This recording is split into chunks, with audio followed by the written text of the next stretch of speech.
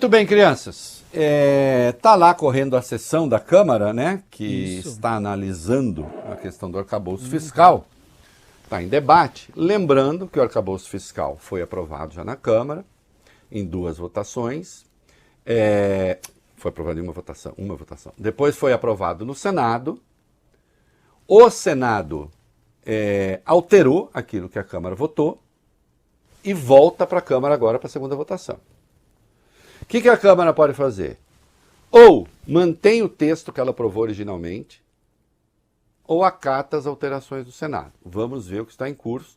Isso já deveria ter sido aprovado, mas evidentemente acabou sendo retardado por questões que são de natureza política. Negociação com o Centrão, negociação com o Ministério, negociação com o Arthur Lira. E o Arthur Lira fez 2 discursos, né? Eu pedi 2 trechos aí, acho que os 2 estão aí ou tem um só? Vou descobrir. Um eu sei que tá. Tá. Talvez tenha juntado tudo num só. Os dois estão aqui, os 2 estão aqui. Estão os 2 aí, muito bem. O Arthur Lira, todos sabem da confusão que ele fez em razão da entrevista dada por Fernando Haddad ao Reconversa, né, no meu podcast. Todo mundo sabe. Quando Haddad não disse nada demais, só afirmou que a Câmara tem poderes inéditos. E que com esses poderes inéditos não pode se impor, pura e simplesmente, ao Executivo e ao próprio Senado. Não é isso. E o que há de errado nisso? Nada. Falou 13 minutos sobre a Câmara. Nem é verdade. 13 minutos a gente ficou falando de Câmara. Agora, eu não posso falar sobre Congresso com o ministro da Fazenda. Parte da fala ali era minha, parte da fala era do Valfrido.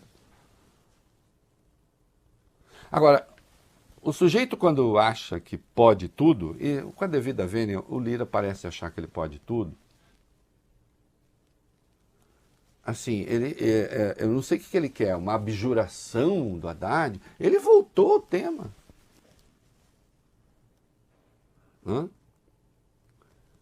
Solta o primeiro vídeo dele, vai lá. Eu quero reafirmar a todos que a Câmara tem dado provas incontestes de que todas as matérias de interesse do país, a Câmara tem votado sobre todas as dificuldades ou facilidades do momento. Nós votamos a PEC da transição, nós votamos o arcabouço fiscal, o que nós estamos votando agora tão somente são as alterações que o Senado fez. Nós votamos o remanejamento e o aperfeiçoamento ou as mudanças da esplanada dos ministérios. Nós votamos a reforma tributária, nós votamos o CARF, essas matérias todas em 6 meses. Então não há nenhuma matéria que a Câmara tenha deixado de votar por esse ou por aquele motivo. Agora, é óbvio que a Câmara tem uma maioria de líderes e deputados conservadora, liberal. Então tem matérias que vão de encontro a essas ideias que têm dificuldade no Parlamento. E o Parlamento tem feito grande esforço para atender à necessidade do país. Eu quero agradecer aqui de público quem fala pelo governo hoje, o presidente interino Geraldo Alckmin, que ressaltou a importância do que a Câmara vem fazendo para o país. E eu quero ressaltar que a Câmara não está fazendo favor ao governo nem favor a ninguém. Vocês são o poder da República. Uma das casas é um poder da República. Vem cá, a PEC da transição, senhor Arthur Lira, interessava só o governo Lula? O arcabouço fiscal, só o governo Lula? O remanejamento da esplanada, só o governo Lula? A reforma tributária, só o governo Lula? O CARF, só o governo Lula? Ou isso interessa de fato ao país? E se interessa de fato ao país, qual é o favor que vocês estão fazendo? Não, mas tem uma maioria conservadora. Por quê? O que há de esquerdista que o governo Lula está tentando aprovar e que não está conseguindo? E que está tendo dificuldade? Por que já não aprovaram o arcabouço, então? Sim, o senhor tocou num assunto. Solta outro vídeo aí, vai lá. O presidente da Câmara e nenhum líder é contra taxar qualquer fundo que seja.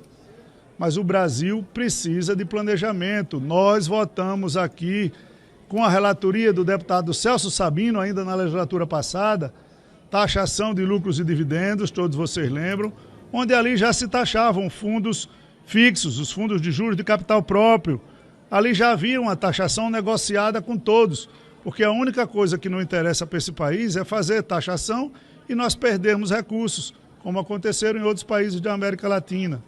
Então, tudo feito dentro da programação. Houve também um acordo para que nós votássemos a medida provisória do salário mínimo hoje e houvesse uma alteração no texto para a retirada da parte que trata das offshores, com o compromisso do governo em mandar nova medida provisória dos fundos onshores e dos fundos de capital privado, como se chama, os fundos privados exclusivos, não é?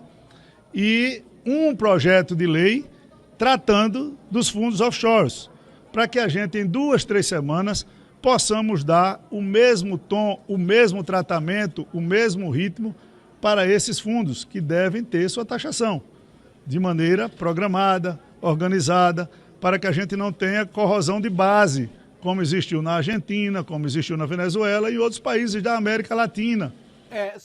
Pode parar, tá uma confusão danada aí, porque esse negócio de que taxar offshore vai ter fuga de capital, por acaso o dinheiro está aqui? Ô, vale bem, o dinheiro está aqui? Não. O dinheiro de offshore está aqui? Não. Está no Brasil? Ou já está lá fora? Isso é papo furado. Para comer de conversa. Isso aí não tem nada a ver com conservadorismo, tem a ver com preservação de interesses. Só para deixar claro. E quanto a fundos, está se falando de fundos, mas dos muito ricos. E olha, se for taxado aqui, eles vão para onde? Que eles são taxados em qualquer lugar do mundo. Mas tudo bem, o governo vai retirar, né, e vai apresentar depois. Então vai se votar a questão do salário mínimo sem essa questão da taxação. Mas eu insisto, senhor Lira, tudo isso que foi votado não é do interesse do Poder Executivo, é do interesse do país. Inclusive a PEC da transição era para fechar também o governo que Vossa Excelência apoiou. E vamos mais um pouquinho de Arthur Lira. O que não tem? Vai. Durante um evento na Federação das Indústrias do Estado de São Paulo, Arthur Lira defendeu a reforma administrativa e cobrou que o governo federal se debruce sobre as despesas públicas. Ele lembrou que a proposta já está pronta para ser votada no plenário da Câmara e conta com apoio interno e externo para ser colocada na pauta. Nesse evento de ontem, ele disse o seguinte: não quero colocar pressão em ninguém, mas temos que discutir despesas. Se não podemos aumentar impostos, temos que cortar as despesas.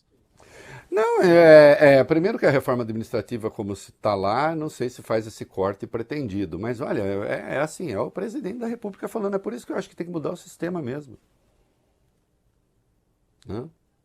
Porque mesmo nessa questão da despesa, da receita, é engraçado, porque assim, ficam votando desoneração de folha, votam isso, votam aquilo, impede a votação de taxação de offshore.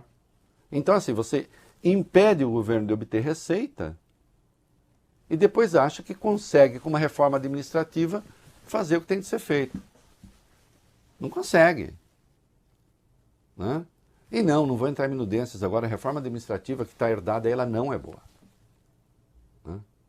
É só um delíriozinho de alguns que achavam que podiam impor determinadas coisas goela abaixo. É isso aí.